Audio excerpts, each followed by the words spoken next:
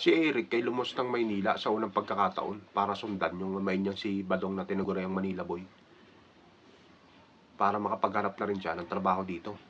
Sinundo siya ngayon ni Badong sa terminal sa Pasay. Pinormahan siya ng mga malapilip Salvador ang datingan. Bilib na bilib talaga ako sa inyo, amain. Sabi niya, napakalupit nyo. Pormadong Philip Salvador kayo. Talaga pa pamangkin.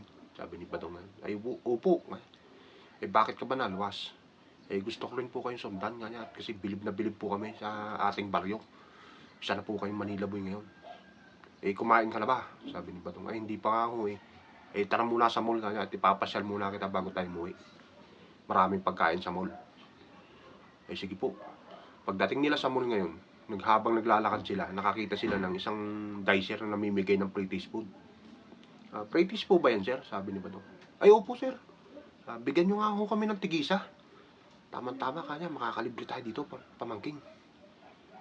Ngayon, nung pagkaabot sa kanila, nilantakan nila ngayon sa sobrang gutom nila. Naubos nila yung pagkain na binigay. Eh, teka ko pa amain kanya, bakit lasang panis? Eh, teka sir, sabi, panis to? Eh, ganyan ho talaga ang mangyayari sa pagkain, sir. Mapapanis pag wala po kayong rep. Kaya, bili na po kayo ng rep namin. Available po ngayon. May promo po ngayon, sir, kasi magpapasko.